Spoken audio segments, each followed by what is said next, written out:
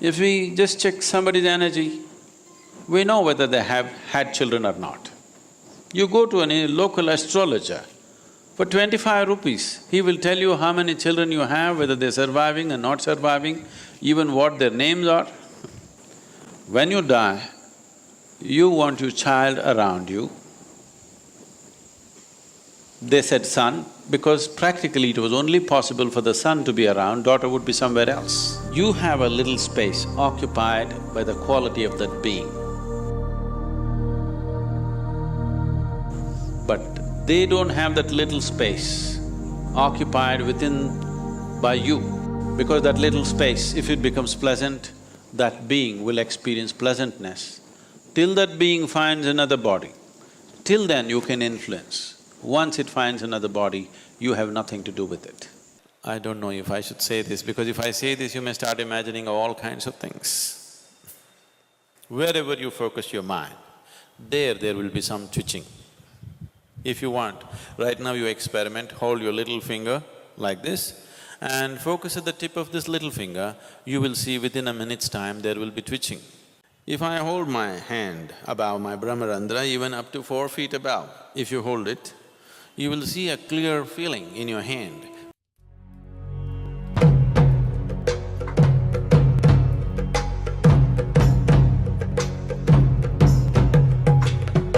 If you have a newborn baby in your home,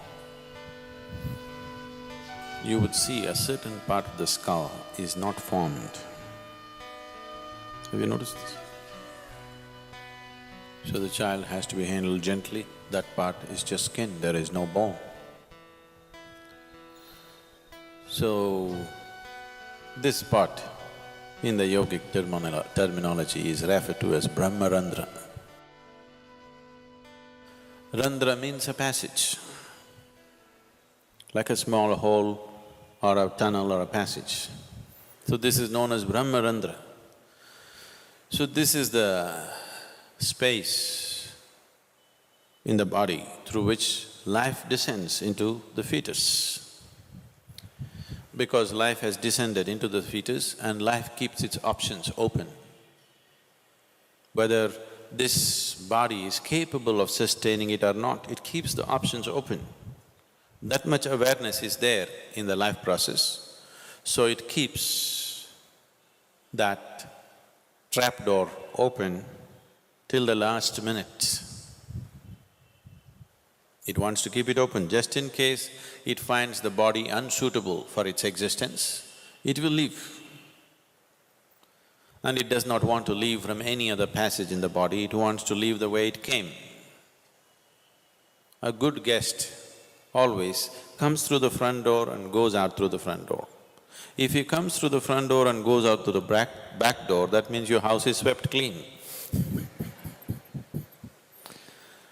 So, he wants to go out to the same door, so he keeps it open till the last minute, he wants to keep his choices.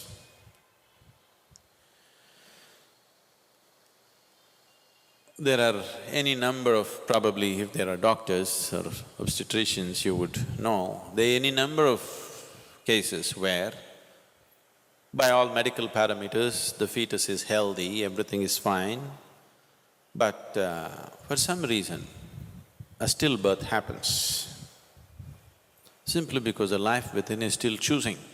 If it finds a wrong kind of body is happening, life has its own karmic substance.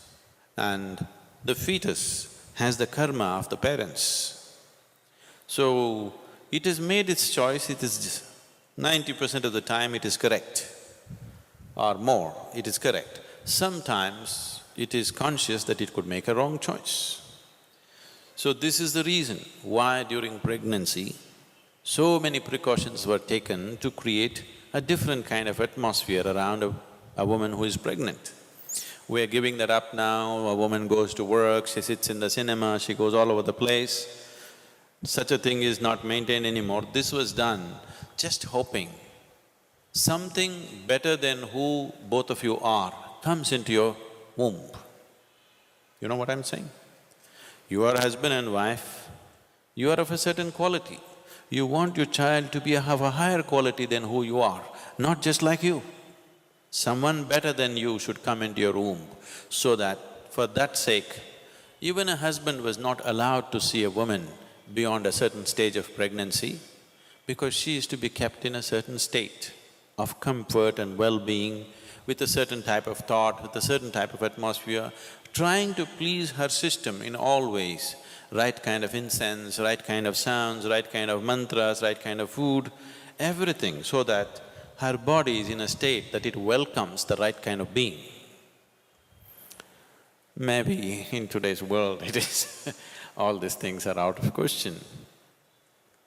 So if a being enters into this particular fetus and finds it unsuitable as it evolves to become a baby, then it leaves. That is why one door is kept open.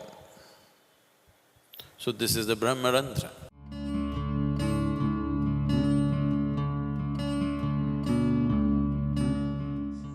So what I say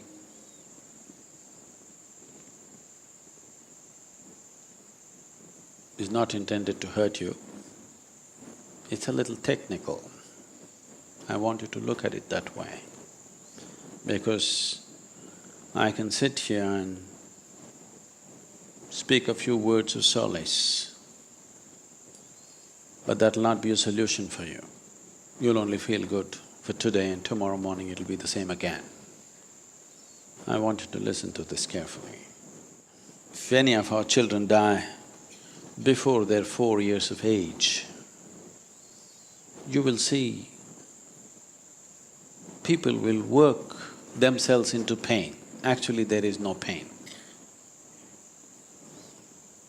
When they say there's no pain, there is emotional pain, there is no wrenching things happening within you. People think this is because it's only a few years. That's not true. You can get attached in a day. It doesn't take 4 years. This is simply because that life is not full-fledged yet. Even the governments in the world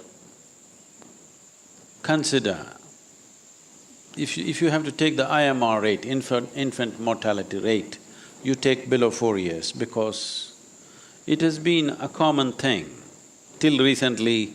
Now that the medical interference is little too much, otherwise a lot of children would die before they're 4 years of age, without any ailment, lot of them, simply like that, because life is unestablished, not fully established. When it's an infant, when your child is an infant, that is when your contact with the child is big time. By the time he or she is 4, they start running around, they're not with you. You can't hold them, they want to be all over the place, they want to see the world. But before 4 years of age, they're so much with you. In spite of that, physically being connected to them is not so strong, because they are not physically connected to their own body very strongly. So the same has not happened within you very strongly. This is something that most people will say, no, no, no, when my child was 3 months, I was so attached. I know those things. That's why I said this is a little bit technical. Only if you're willing to observe life very carefully, you will know this. Emotionally, if you look at it, on the first day of the child being born, you were very much attached. Even before it's being born, you're attached, isn't it? Physiologically, your connection with the child increases in a dramatic way after the child crosses somewhere between 40 to 48 months. At that time, your physiological connection with the child becomes much more immense, and it is happening in your body. Something is happening in your body which most people don't decipher. They experience something happening with them before 4 years. After 4 years, child is a problem, where is it going, where is it, school admission, this one, that one, you know.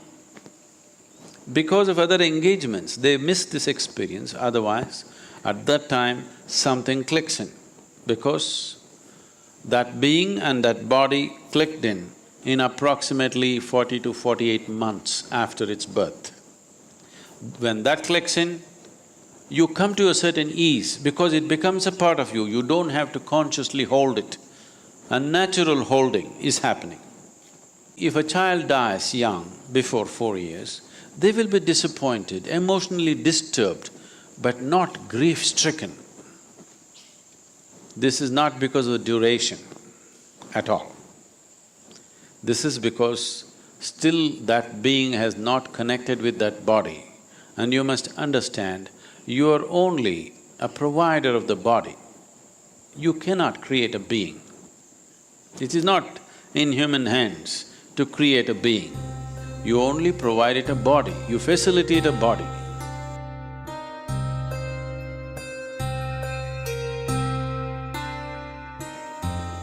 So only when that being really clicks on to the body that you provided, something clicks on within you and occupies a certain space. It occupies a certain space within your own system.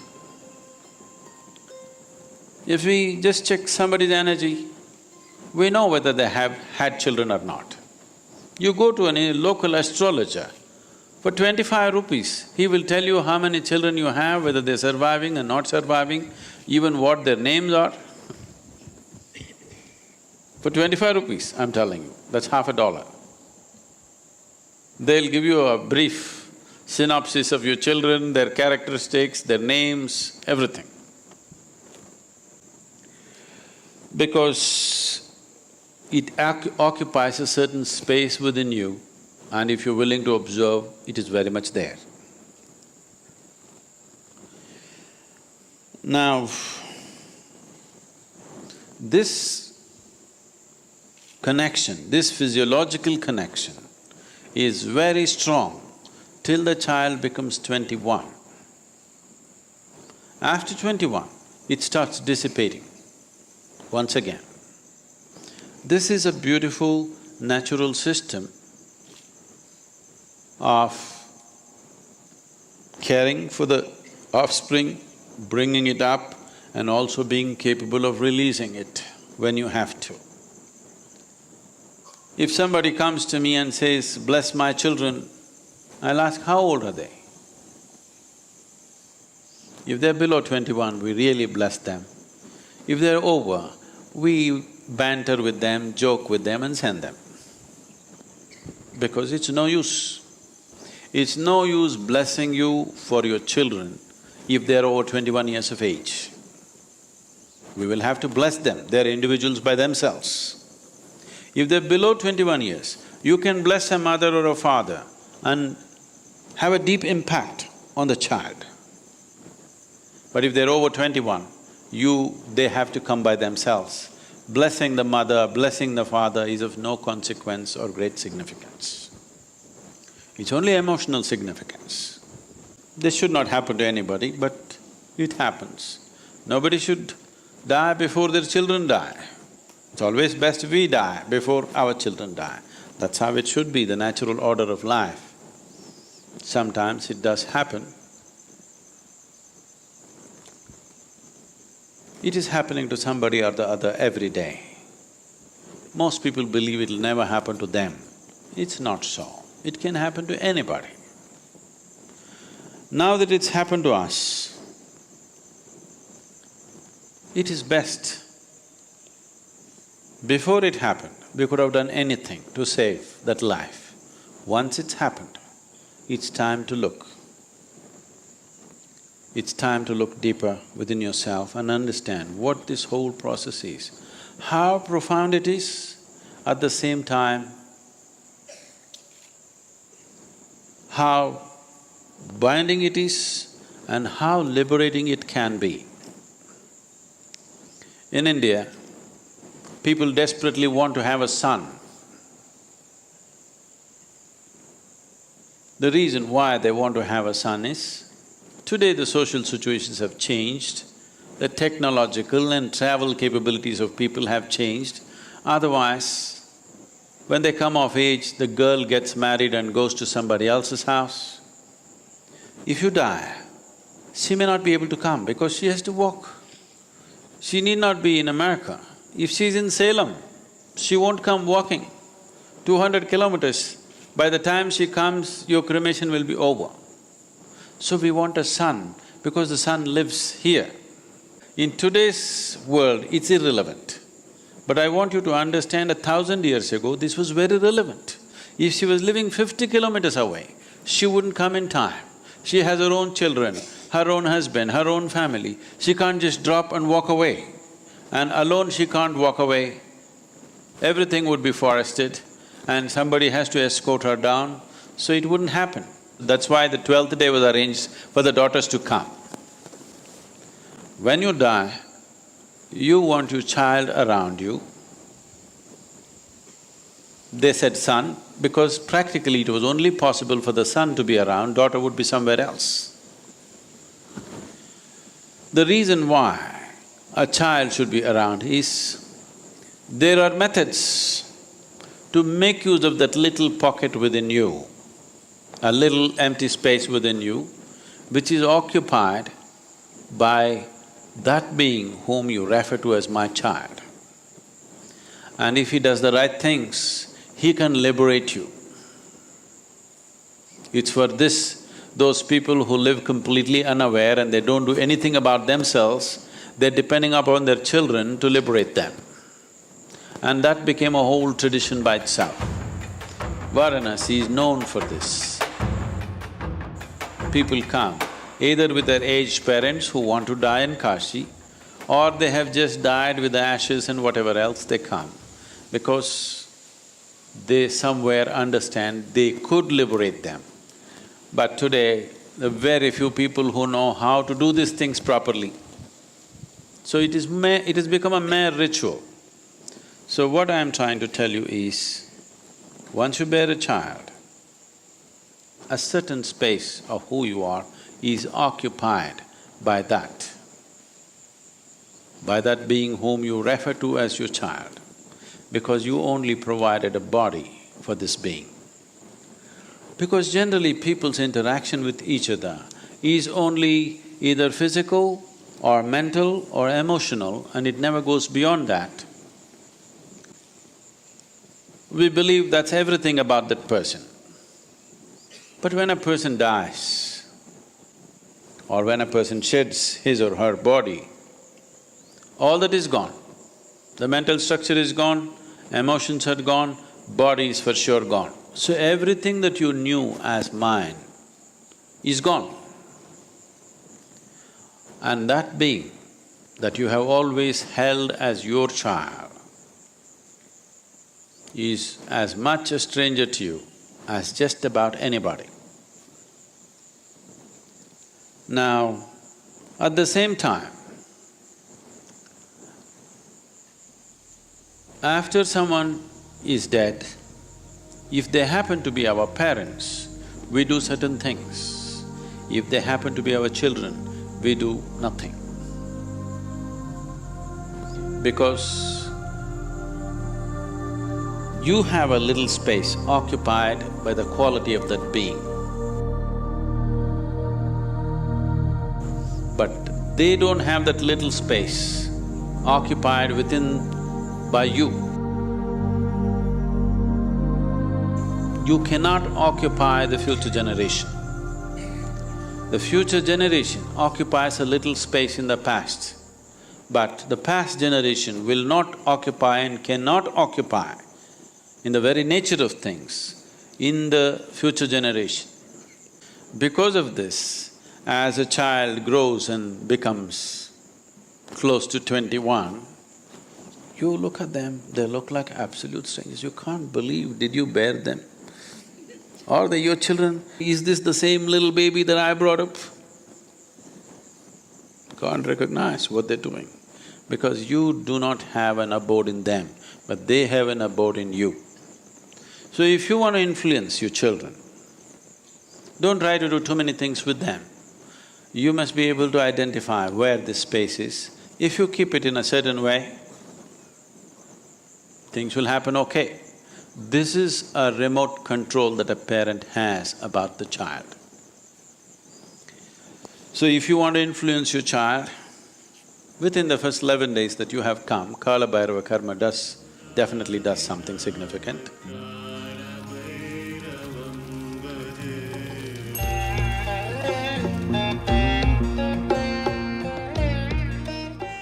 Apart from that, if you want to do anything, your thoughts, your emotions and your actions have no influence over your child, who is no more. But if you turn inward, if your way of being becomes pleasant, it has a tremendous influence. Because that little space, if it becomes pleasant, that being will experience pleasantness. Till that being finds another body, till then you can influence. Once it finds another body, you have nothing to do with it. Now somebody else claims this is my child, and a whole new drama begins again. This is not a right thing to tell someone who's lost their child just a week ago, I'm sorry. But that's how it is. So, one thing that all of us need to understand is, children only come through us, they don't come from us. It's a privilege that somebody chose to come through you, that you could be a passage for another life. We don't own it. We can't claim rights over it. It just came through us, it's a great privilege. You must cherish that privilege. And your daughter, from the moment she was born to you, and for some unfortunate reason, whatever has happened, till then, in so many ways, in so many ways, which one may not realize at that time, but now if you look back, in so many ways she enriched your life, isn't it? You just have to cherish that and if you want to influence her, you make this as pleasant as possible. That's the only way you can influence her.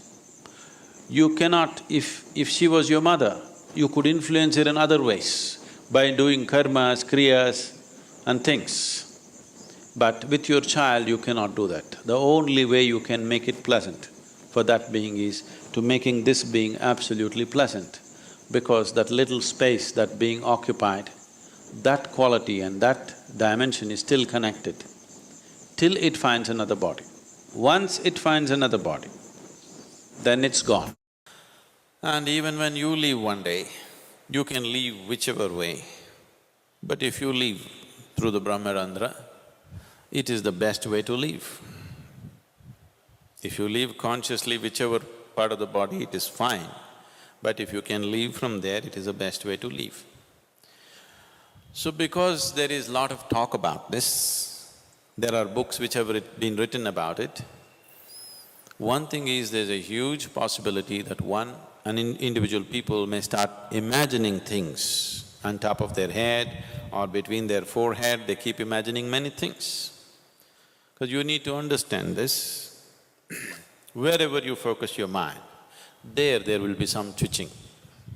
If you want, right now you experiment, hold your little finger like this and focus at the tip of this little finger, you will see within a minute's time there will be twitching. Any part of the body, if you focus your mind, some twitching you will notice. So that is not to be mistaken as some other great process happening within you. Or of course, there are physiological twitches and twists happening here and there. Once in a way it happens to you, you're sleeping, some part of the body, little bit of twitch and this and that. Especially if you're very nervous, it could happen to you quite often. If you're at ease, it may not happen. If you're in a little bit of tension or stress, it could happen to you in different parts. So that is not to be mistaken either. I don't know if I should say this, because if I say this, you may start imagining all kinds of things. If you become meditative, now that you are becoming, as you do Shambhavi, I shouldn't say this, it'll lead to all kinds of things. Because people have a very wild imagination. I always avoid telling them anything which is not in their experience, because they will start imagining all kinds of things. Anyway, if you Don't do this to yourself, it's not necessary. If I hold my hand above my Brahmarandra, even up to 4 feet above, if you hold it, you will see a clear feeling in your hand, which is always in the form of something like an 8.